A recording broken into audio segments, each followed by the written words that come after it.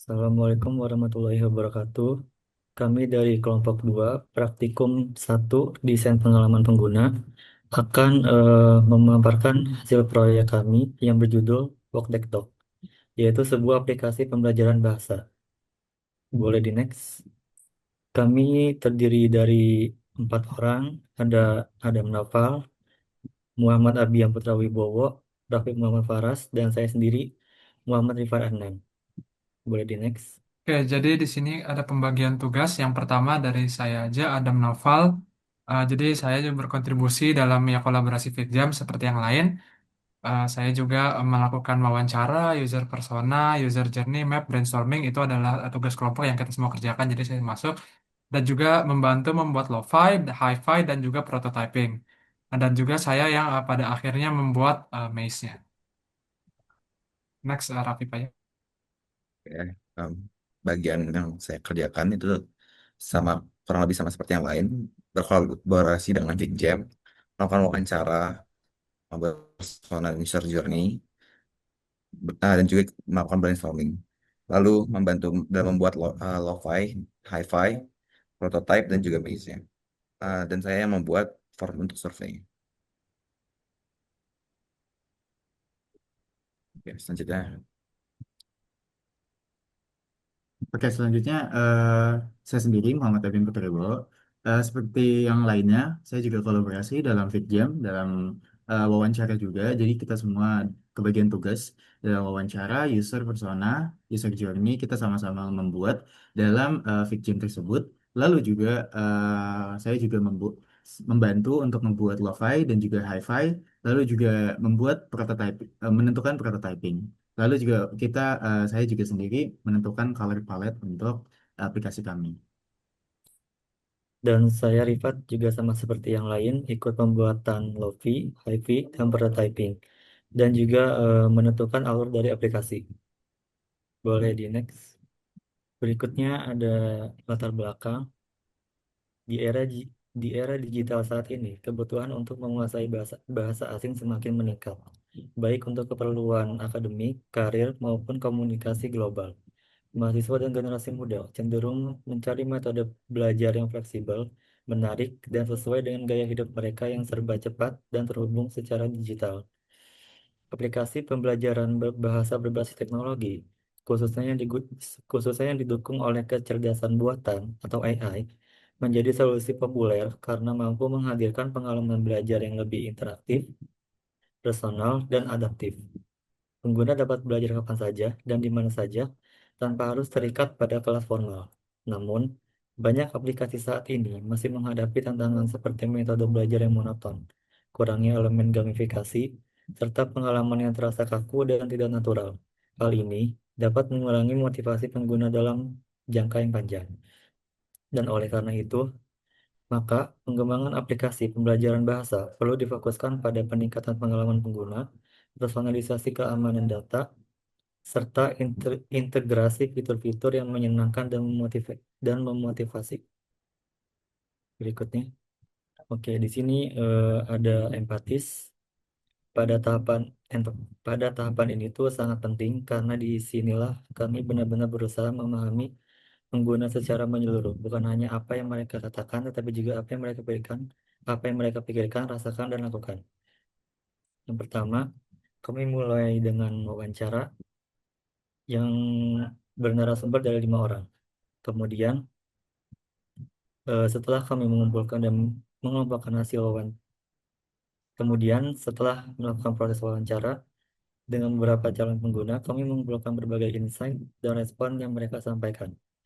Tujuannya adalah untuk memetakan pola-pola pemikiran, kebutuhan, kekhawatiran, serta yang harapan mereka terhadap aplikasi pembelajaran bahasa yang mereka gunakan. Kemudian, setelah kami mengumpulkan dan mengelompokkan hasil wawancara, langkah berikutnya adalah menyusun empathy map yang dipetakan menjadi beberapa bagian, ada size, think, feels, dan do's. Terus berikutnya setelah memahami kebutuhan pengguna melalui wawancara dan empathy map, kami juga melakukan analisis kompetitor terhadap beberapa aplikasi pembelajaran bahasa yang sudah ada di pasaran. Boleh di next. Di next.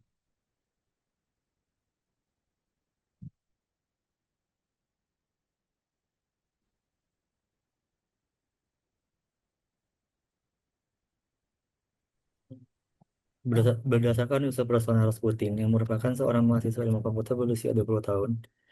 Dia ini penasaran dengan bagaimana kecerdasan buatan bisa digunakan dalam pembelajaran bahasa. Kemudian, ia menggunakan aplikasi Memrise di waktu luangnya, terutama saat merasa bosan. Sesuai dengan quotes-nya, dia itu ingin belajar bahasa dengan cara yang seru, nggak ngebosanin, dan terasa lebih personal. Namun, terdapat beberapa frustasi dan juga apa yang dia butuhkan. Untuk frustasi sendiri itu, yang pertama, metode pembelajaran yang monoton membuatnya cepat bosan dan kehilangan motivasi. Yang kedua, fitur pengucapan sering error sehingga proses belajar tidak optimal. Yang ketiga, materi yang terlalu mudah dan kurangnya fitur gamifikasi membuat pembelajaran kurang menarik. Yang keempat, khawatir tentang privasi data, terutama karena chat chat dengan AI bisa menjadi dataset mereka. Dan yang terakhir, AI terasa terlalu formal dan kurang memiliki karakter yang menarik. Kemudian, dia pun membutuhkan metode pembelajaran yang lebih interaktif dan tidak monoton, fitur pengucapan yang lebih akurat dan responsif agar proses belajar bicara jadi lebih efektif. Yang ketiga, konten dengan tingkat kesulitan yang menantang secara bertahap dan dilengkapi elemen gamifikasi agar tidak terasa terlalu mudah dan membosankan. Yang keempat, jaminan perlindungan privasi data serta informasi yang jelas soal penggunaan data oleh AI. Dan yang terakhir, karakter AI yang lebih menarik, personal, dan tidak terlalu formal. Boleh di next.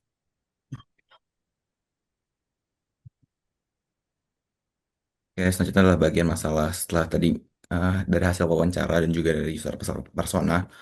Sebelum kita merancang solusi, kita harus benar-benar paham masalahnya apa yang dialami oleh pengguna. Nah, dari hasil sebelumnya itu, kami mendapatkan eh, sekitar 4 masalah utama yang dialami oleh target user kami. Yang pertama itu adalah pembelajaran terasa monoton dan tidak menyenangkan. Dari hasil wawancara, sebagian besar responden mengatakan ketika mereka menggunakan aplikasi seperti eh, yang ada pada kompetitor lainnya, em, mereka mudah bosan dari rutinitas belajar mereka. Karena mereka merasa eh, aplikasi-aplikasi tersebut tidak cukup engaging ketika mereka menggunakannya. Lalu yang kedua adalah fitur pengucapan yang tidak akurat dan sering terjadi kesalahan.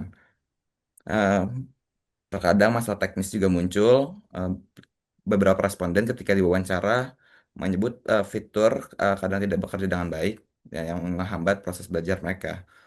Lalu yang selanjutnya adalah materi yang terlalu dasar dan kurang menantang. Ada beberapa responden yang mengatakan bahwa pembelajaran pada aplikasi-aplikasi yang lainnya itu terasa terlalu surface level dan tidak mengikuti eh, level mereka saat mengerjakan atau saat mencoba aplikasinya. Ya, dan mereka, sehingga mereka merasa bahwa kemampuan berbahasa mereka tidak berkembang dengan baik. Lalu yang keempat adalah desain yang terlalu formal dan tidak punya karakter. Beberapa hasil wawancara mengatakan bahwa aplikasi-aplikasi yang lainnya itu terasa terlalu kaku. Mereka berharap mereka dapat membuat sebuah persona tertentu sehingga ketika mereka melakukan pembelajaran, mereka dapat merasa lebih senang dan ringan ketika belajar, sehingga tidak terlalu terasa monoton dan membosankan. Oke, mungkin bisa di next.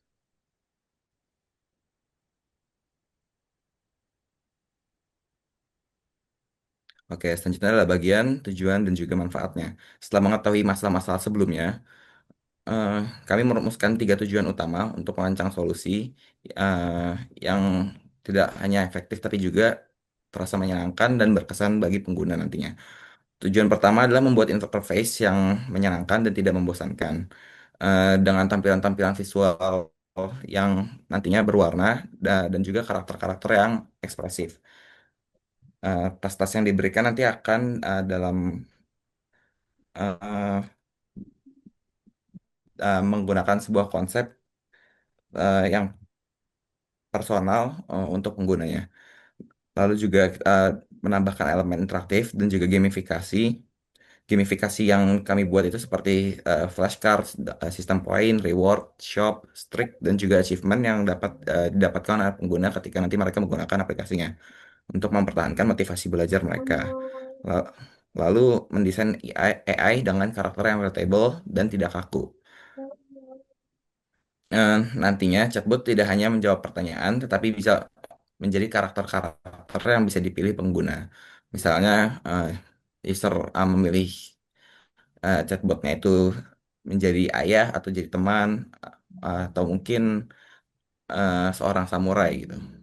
Lebih dipersonifikasi sehingga mereka merasa lebih engage dan menyenangkan ketika belajar. Lalu pada manfaatnya nantinya pengguna dapat lebih betah dan nyaman ketika belajar, navigasi yang lebih mudah dan menyenangkan, desain yang terasa personal dan cocok untuk target audiens kami. Lalu juga meningkatkan engagement mereka lewat fitur yang interaktif, seperti yang disebutkan sebelumnya. Mungkin boleh di next.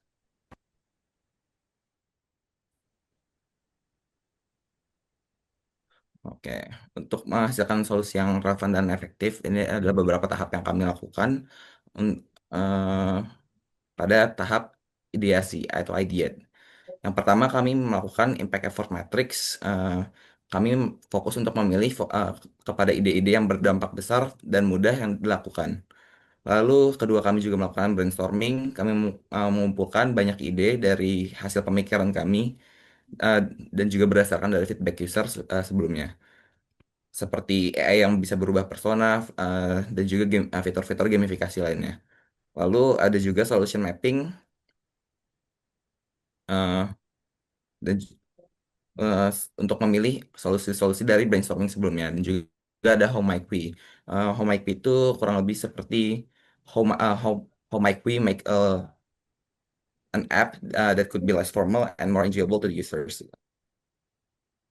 Ya, untuk membuka ruang eksplorasi solutif dan kreatif. Oke, mungkin di next.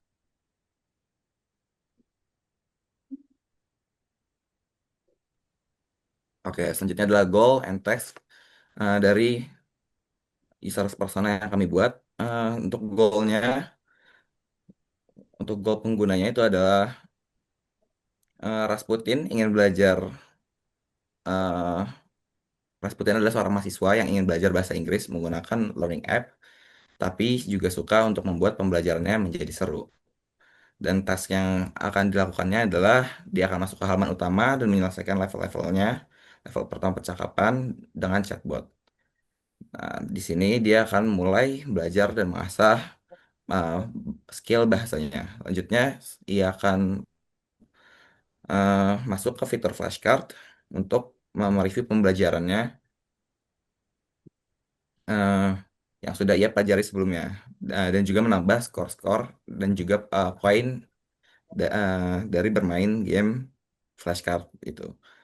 Eh, Lalu setelah dia menyelesaikan level dan juga flashcardnya, ia bisa membeli item dari shop menggunakan koin hasil pembelajarannya untuk eh, sebagai reward dan juga personifikasi dari karakternya. Oke, mungkin Mbak di next.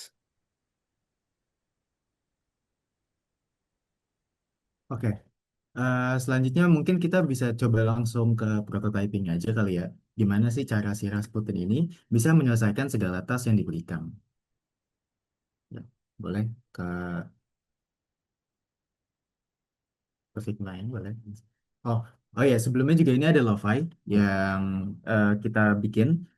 Nah, sebelum Lo-Fi juga ada Crazy Eight yang sudah kami bikin dari segala macam page-page yang menurut kami penting untuk dibuat dalam bentuk sketsa gitu. Boleh langsung ke Lo-Fi. Nah, selanjutnya ada Lo-Fi di mana Lo-Fi ini eh, low fidelity di mana kita tuh bisa ngebuat dari Crazy Eight tadi kita coba ngebuat sketsa abu-abu kita black and white terus juga bisa lebih simpel juga dan bisa kita masukkan ke hi-fi nanti. Boleh selanjutnya ke hi-fi dan juga prototyping aja kali ya langsung.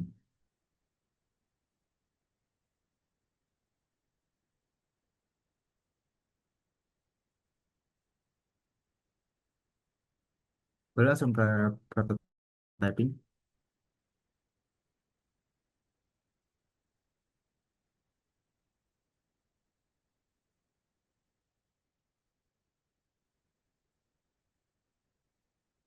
Oke, jadi di sini Rasputin akan mulai dari login. Anggapannya di sini Rasputin sebagai orang yang sudah melakukan registrasi. Boleh? Boleh sini. Nah, di sini sebelumnya dia bakal memilih language apa yang mau dikuasai, yang mana di sini English. Habis itu juga dia menentukan namanya. Oke. Nah, selanjutnya setelah sudah menentukan nama dan juga language yang ingin dipilih, setelah itu ia akan masuk ke homepage utama, di mana di sini bisa dilihat dari atas ada rumah. Apa sih itu rumah dan juga ada rumah sakit dan lain sebagainya. Jadi di sini kami merancang level di mana levelnya ini sesuai dengan environment tertentu dan juga karakter yang ada di environment tersebut. Di mana coba bisa dicek, bisa bisa diklik. Di mana di sini ada papa dan mama. Di mana kita di sini bisa talk about your day. Jadi itu adalah main objektif kita ketika kita em, ngobrol dengan AI yang bernama Papa ini. Coba boleh langsung ke AI-nya. Nah, ketika kita chat, itu akan berisikan welcome home son, or how is your school? Nah, boleh langsung type in aja. Nah, kita akan coba coba untuk trigger kayak it was good, we had a science quiz tomorrow, I think I did pretty well gitu kan. Terus habis itu dia akan menjawab good job based on our personal Liti, jadi kayak good job, which part our science the quiz based on. Terus habis itu kita bisa bisa dilihat juga di atas ada additional objective, talk about space. Nah, kita di sini ada objektif tertentu yang mana tuh additional, jadi kayak side quest lah anggapannya gitu. Kita bisa ngomong dengan papa mengenai space eh, dan orbit sekitarnya gitu-gitu. Jadi setelah kita udah ngobrol dan lain sebagainya, kita juga bisa fix your mistake. Apa sih mistake kita gitu. Nah, misal kayak mistake kita ada di the sun gitu. Habis itu kita juga bisa langsung lanjut ke percakapan tersebut gitu. Boleh?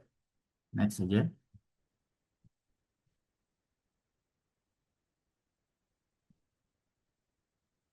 Nah, kalau udah di next, jadi boleh end conversation kali ya. Nah, setelah udah end conversation, kita bakal dapat koin dan em, level progress tertentu yang disesuaikan oleh levelnya. Jadi, misal kayak additional objektif kita dapat menyelesaikan atau main objektifnya kita dapat menyelesaikan, itu bakal nambah keyword kita yang kita dapatkan ketika kita udah dapat eh, ketika kita udah menyelesaikan conversation itu. Boleh continue. Nah, dari situ kita bisa lihat di eh, ke Canva lagi coba.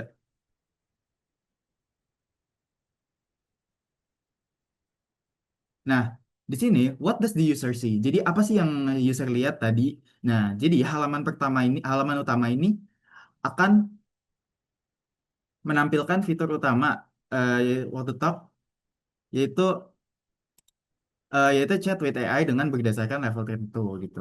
Nah, habis itu hal ini kenapa? Kenapa? Karena agar si interface ini tetap minimalis sehingga user ini dapat fokus ke fitur utama yang ditawarkan. Habis itu prinsip UX itu adalah recognition, over recall, dan minimalis design. Itu. Boleh selanjutnya?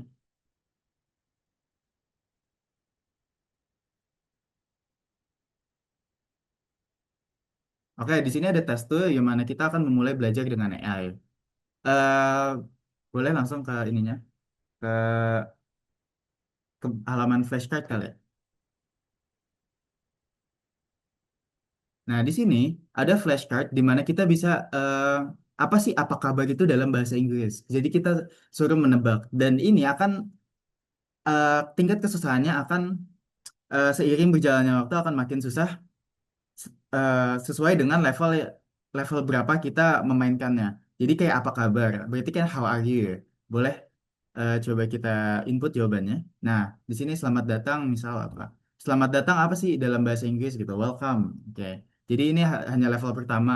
Jadi oh ya, bisa juga wrong answer. Jadi kita bisa kayak how are you? Oh, bukan welcome. Bukan selamat datang gitu. Nah, yang benar adalah welcome. Nah, oke, boleh langsung ke Canva-nya aja kali. Nah, di sini apa sih what does the user see gitu.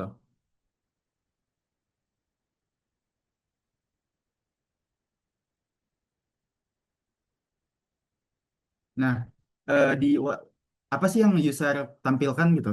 Yang user baca dalam si eh, page ini gitu. Ada halaman ini tuh kayak berbentuk eh, apa namanya? Kayak flashcard di mana flashcard ini tuh bakal kita seperti yang udah dicek yang tadi, kita tuh bisa bisa interaksi quiz dan bisa mereview pembelajaran. Kenapa? Karena interaksi ini tuh ngebuat user bisa lebih memahami tentang pembelajaran yang sudah dilakukan. Nah, terus juga prinsip UX yang bisa kita tahu itu tuh ini tuh goal oriented design, terus juga bisa user control dan di mana ini juga ada engagement juga dari si user tersebut. Nah, selanjutnya itu ada shop.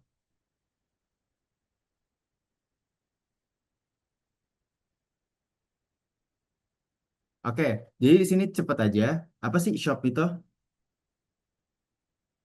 Nah, shop itu eh jadi shop itu adalah salah satu fitur dari kita di mana si user ini bisa membeli item dengan efek tertentu. Misal kayak streak saver. Nah, streak savernya ini berarti ketika mereka eh, misal kayak di level tertentu ia gagal gitu. Nah, ada streak tertentu yang udah mereka dapatkan misalnya. Nah, setelah streak itu habis, kita bisa menyelamatkan streak itu dengan item yang bernama streak saver tersebut gitu. Nah, di sini apa halamannya itu berbentuk shop sederhana di mana user bisa membeli barang. Terus kenapa? Hal ini tuh agar user dapat merasa mendapatkan reward dari banyaknya hal yang mereka lakukan dalam pembelajaran tersebut gitu. Terus juga prinsip UX itu ada engagement, motivation through gamification dan user control.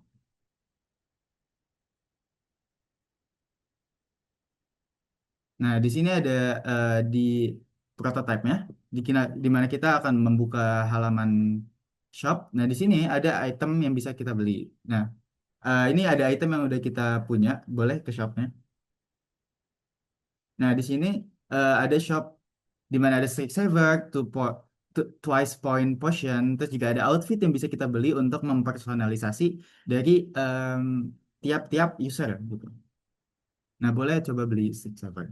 Nah, di sini kita langsung purchase confirm untuk bisa mengetahui agar si usernya ini tahu kalau misalnya dia udah beli Streak Saver.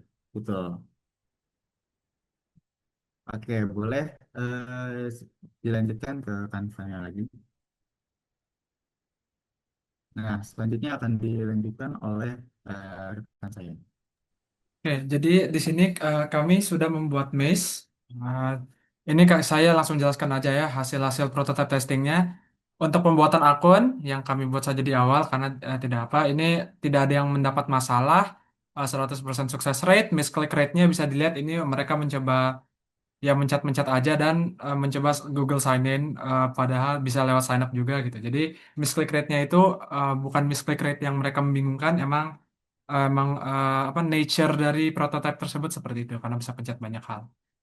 Ini bisa lihat nih banyak average response-nya itu 6,3 dan average duration-nya 25 detik karena ya mungkin baru pertama kali lihat maze-nya dan masih eh, terbiasa membiasakan diri. Nah, oke, selanjutnya ini kita akan langsung masuk ke chat room with AI. Nah, di sini kita bisa lihat misclick rate-nya juga 21,5%, masih normal. Ini bisa dilihat dari banyak orang yang mencoba di homepage mengeklik banyak tombol lain gitu yang tidak termasuk bagian dari prototipenya, tidak apa itu penasaran mereka. Dan juga ini ada yang mencoba mengeklik atau typing gitu lah. Habis itu ada juga yang ingin melanjutkan untuk continue conversation, padahal dalam objektifnya itu harus di end. Itu berarti miskliknya emang cuman dalam nature Figma-nya, bukan dalam kebingungan mereka atau typing problem doang itu. Ini hasil dari pertanyaan. Jadi ada seberapa menarik desain chatroom menurut Anda? Average-nya itu ada di 6, banyak yang 7. Ada satu yang menganggap desain chatroomnya tidak terlalu menarik, mungkin masuk akal karena eh, seperti chat biasa, kami buatnya emang sengaja supaya seperti rumah gitu loh. Jadi seperti kayak orang sudah biasa ngechat gitu. Tapi untuk mudah navigasi, alhamdulillah semuanya menganggap ini sangat mudah untuk dinavigasikan. Next, langsung aja. Nah, di sini mulai ada ya masalah sedikit gitu. Cuman itu bukan dari sananya. Di sini kita bisa lihat 93% success rate. Nah, ini adalah salah satu ininya, walaupun unmoderated testing kami, saya melihat ini tuh salah satu teman saya yang melakukan tugas ini di HP. Nah, masalahnya di HP ini, Maze itu eh, bagian bawah ini ke crop, paling nggak di iPhone. Jadi teman saya salah satunya yang sukses rate gagal, itu adalah yang tidak menemukan flashcardnya karena tertutup bagian bawahnya. Berarti sekali lagi tidak terlalu ada masalah juga ini. Mungkin banyak orang yang menganggap kurang menarik karena mungkin kurang adanya end result gitu loh. Karena dari kami kan fitur flashcardnya itu looping, tidak tambah apa-apa. Mungkin itu bisa dijadikan fix ke depannya. Next saja. Nah, ini di shop. Nah, ini dia shop. Shop ini salah satu fitur yang sukses rate-nya itu sangat kecil. Nah, di sini masalah utamanya gini nih ya. Kita lihat saja di sini sukses rate-nya itu 35,7% dan dengan misclick rate sangat tinggi dan waktu yang panjang. Di sini orang ada yang bilang tidak intuitif, ada yang bilang biasa saja, dan ada yang bilang sangat bagus malah. Tapi masih banyak kan dia yang bilang tidak bagus. Jadi masalah utama kami bisa lihat di sini nih, banyak orang mencet Streak Saver yang ada di items, padahal items di sini itu bukan untuk yang dibeli gitu, yang dibeli untuk shop. Cuman emang kurang jelas bahwa ada indikator shop bisa di swipe. Nih kita bisa lihat saja di sini ada shop main problems. Nih ada yang bilang asik, tapi Streak Savernya nggak usah dipencet karena mereka berasumsi bahwa ini tuh yang di items itu adalah harusnya dipencet untuk dibeli, dikira prototypingnya rusak gitu loh. Jadi ini mereka menganggap prototipe rusak, jadi langsung diberhentikan saja. Cuman masih ada juga yang berhasil menjalankan itu, mereka tetap nge-swipe shopnya ke atas. Nah, tapi emang kurang indikasi. Di sini bisa dilihat temporary solusi kami, itu pertama menghilangkan streak saver dari items yang ada, karena itu bersifat menipu, kayak mereka tuh gampang tertipu, kayak dikira itu yang bisa dibeli, dan shopnya ditambahin arrow key ke atas. Gitu. Nah, ini dari sini. Uh, Habis itu kita langsung saja itu shop itu logout. Logout juga 100% walaupun misclick rate-nya sangat tinggi karena orang selalu memencet tombol setting. Dan di sini juga walaupun tombol logout-nya di sini seharusnya mereka harusnya bisa logout, cuman mereka tetap ingin memencet setting dan itu tidak ada. Jadi ini juga banyak orang merendah ratingnya itu tuh dikarenakan bisa dilihat di sini suggestion-nya menginginkan karena logout itu biasa setting bukan di profile. Mungkin ini bisa dijadikan fix ke depannya, cuman mungkin untuk tidak prototyping kali ini karena akan harus membuat page baru. Oke, di sini kelompok kami membuat UAQ untuk melihat ini tuh hasilnya bagaimana, benchmarknya, dan ini alhamdulillah hasilnya masih bagus, masih dalam excellent walaupun ada error di bagian stick saver tadi. Untuk pragmatik dilihat ini excellent dia tinggi karena masih berfungsi, bisa chatbot dengan lain-lain, ada flashcardnya, dan hedonic excellent gitu lah ya. Kita next aja. Di sini kekuatan evaluasi mandiri coba. Kita lihat dari kekuatannya itu pengguna masih merasa nyaman ingin melanjutkan dan tampilan aplikasi masih terlihat bagus dan selera generasi muda dan juga masih terlihat interaktif. Nah, kelemahan yang kami rasa masih ada itu personalisasi AI-nya karena masih belum dalam jadi masih terlihat dasar. Jadi belum terlihat responsif gitu loh. Masih belum ada contohnya. Dan juga banyak tester mengalami kendala pas testing karena ya situasinya kurang pas karena ya mesh-nya dibuat untuk handphone gitu kan desainnya, cuman nggak bisa dijalanin di handphone. Itu mungkin bisa jadi evaluasi selanjutnya. Yang dilakukan jika memiliki waktu lebih itu mungkin mengulangi usability testing lagi dengan lebih banyak pengguna dan dilakukan yang kedua kalinya gitu lah dengan fix yang sudah diterapkan. Dan juga mungkin mencoba mengimplementasi AI dengan cara lain lagi supaya masih bisa lebih natural dan humanis. Paling segitu saja dari kelompok kami. Assalamualaikum warahmatullahi wabarakatuh.